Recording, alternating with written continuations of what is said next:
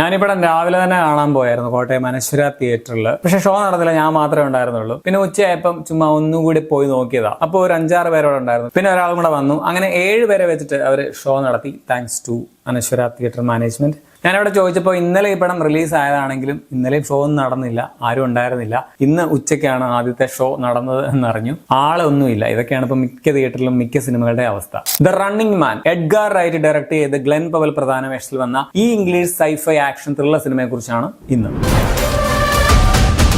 ഒരു ഭാവി കാലത്ത്, അതായത് ഒരു ഡിസ്റ്റോപ്പിയൻ ഫ്യൂച്ചറിലാണ് കഥ നടക്കുന്നത്. അമേരിക്കയിൽ നടക്കുന്ന ഒരു റിയാലിറ്റി ഗെയിം ഷോ ആണ് റണ്ണിംഗ് മാൻ എന്നുള്ളത്. മിക്ക ആൾക്കാരും ഭയങ്കര ദാരിദ്ര്യത്തിലാണ്. അവിടെ സ്ട്രോങ് ആയിട്ടുള്ളത് മീഡിയയിലുള്ള ആൾക്കാർ മാത്രമാണ്. നായകൻ ബെൻ റിച്ചാർഡ്സ് മകളുടെ ചികിത്സയ്ക്ക് വേണ്ടി ഈ ഡെഡ്ലി ഗെയിം ഷോയിൽ പങ്കെടുക്കുന്നതും തുടർന്ന് നടക്കുന്ന സംഭവങ്ങളുമാണ് ഈ സിനിമ പറയുന്നത്. ചുരുക്കത്തിൽ ജീവിക്കാൻ വേണ്ടിയുള്ള നായകന്റെ ഓട്ടമാണ് എന്ന് വേണമെങ്കിലും പറയാം. സ്റ്റീഫൻ കിങ്ങിന്റെ ഇതേ പേരിലുള്ള 1982 നോവലിന്റെ ചലച്ചിത്രാവിഷ്കാരമാണിത്. ഓൾറെഡി ഈ നോവലിനെ ബേസ് ചെയ്തിട്ട് 87 തന്നെ ഒരു പടം വന്നിട്ടുണ്ട്, അർണോൾഡ് ഷ്വാർസ്നെഗർ നായകനായിട്ട് വന്നിട്ടുള്ളത്. ഞാൻ ആ പടം കണ്ടിട്ടില്ല, അതുകൊണ്ട് തന്നെ ഇതും അതുമായിട്ട് എനിക്ക് കമ്പയർ ചെയ്യാൻ പറ്റില്ല. ഇതിന്റെ ഡയറക്ടർ എഡ്ഗാർ റൈറ്റ് കുറെ കിടിലൻ പടങ്ങളുടെ സംവിധായകനാണ്. Baby driver, last night in Zoho ഒക്കെ എനിക്ക് ഇഷ്ടമുള്ള പുള്ളിയുടെ പടങ്ങളാണ്. സോ പുള്ളിയുടെ ഒരു സ്റ്റൈൽ ഓഫ് മേക്കിംഗ് എനിക്ക് ഇഷ്ടമാണ്. പിന്നെ ഇതിലെ നായകൻ ഗ്ലെൻ പവലിനെ എനിക്ക് ഇഷ്ടമുള്ളൊരു നടനുമാണ്. അതൊക്കെ കൊണ്ടാണ് ഞാൻ ഈ പടം കാണണം എന്ന് വിചാരിച്ചത്. ഈ പടം എങ്ങനെയുണ്ടെന്ന് ചോദിച്ചാൽ ഒരു ഓക്കേഷ് ആക്ഷൻ പടം അങ്ങനെ തോന്നിയുള്ളൂ. സിനിമയുടെ ഫസ്റ്റ് ഹാഫ് കൊള്ളാമായിരുന്നു, നല്ല കുറച്ച് ആക്ഷൻ സീക്വൻസുകളൊക്കെ ഉണ്ട്,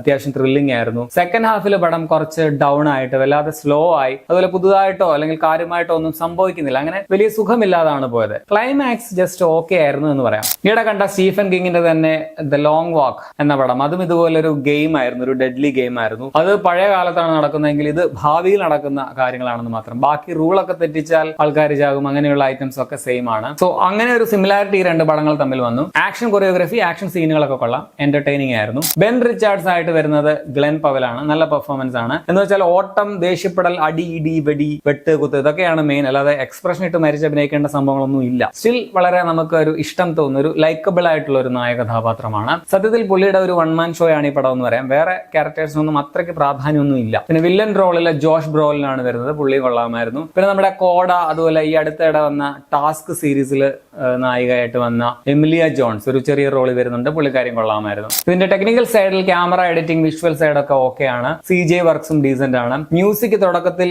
മറ്റേ are you sleeping brother John, മറ്റേ നഴ്സറി റൈം ഉണ്ടല്ലോ, അതിന്റെ ട്യൂണിൽ വന്ന ഒരു ടൈറ്റിൽ സോങ് രസം ഉണ്ടായിരുന്നു. ഒരു റെട്രോ വൈബൊക്കെ അടിച്ചു. പിന്നെ ഞാൻ കണ്ട തിയേറ്ററിന്റെ ഒരു പ്രശ്നമാണോ എന്ന് എനിക്കറിയത്തില്ല, ഇതിന്റെ സൗണ്ട് ഡിസൈൻ ഒരു ഭയങ്കര രസമായിട്ടൊന്നും എനിക്ക് തോന്നിയില്ല. ഈ പടത്തിൽ കുറെ ആക്ഷൻ സീക്വൻസുകൾ ഉണ്ട്, അതായത് ഇടി, അടി, പൊട്ടിത്തെറി, ഗൺ ഷോട്ട്സ് ഒക്കെ ഉണ്ട്. പക്ഷെ സൗണ്ട് എഫക്ട് ഒരു ഗും ഉണ്ടായിരുന്നില്ല, ഒരു ഇമ്പാക്ട് തന്നില്ല. നെഗറ്റീവ്സ് പറഞ്ഞാൽ പടത്തിന് നല്ല പേസിംഗ് ഇഷ്യൂസ് ഉണ്ട്. സ്പീഡ് ഇങ്ങനെ ഇടയ്ക്ക് പടം നല്ല സ്പീഡാകും, ഇടയ്ക്ക് ഇട്ട് വലിപ്പിക്കും, അങ്ങനെയാണ് പോകുന്നത്. അത് നമ്മുടെ ആസ്വാദനത്തെ കുറച്ച് നന്നായിട്ട് ബാധിക്കുന്നുണ്ട്. പിന്നെ ഞാനിതൊരു ജസ്റ്റ് ആക്ഷൻ പടം എന്നതിനേക്കാൾ ഒരു സൈഫൈ ആക്ഷൻ ത്രില്ലർ എന്നൊക്കെ കേട്ടാണ് കാണാൻ തീരുമാനിച്ചത്. പക്ഷെ പടത്തിലെ ഈ ഒരു ഡിസ്റ്റോപ്പിയൻ സംഭവം ഒന്നും അങ്ങനെ വലിയ പുതുമയുള്ളതോ അല്ലെങ്കിൽ ഭയങ്കര അട്രാക്റ്റീവ് ആയിട്ടോ ഒന്നും എനിക്ക് ഫീൽ ചെയ്തില്ല. ഇതിൽ അതുപോലെ ചില ആൾക്കാരൊക്കെ മരിക്കുമ്പോൾ നമ്മളിങ്ങനെ ചിരിക്കണോ അതോ എന്തെങ്കിലും ഫീൽ ചെയ്യണോ എന്ന് നമുക്ക് തന്നെ ഡൗട്ട് തോന്നും.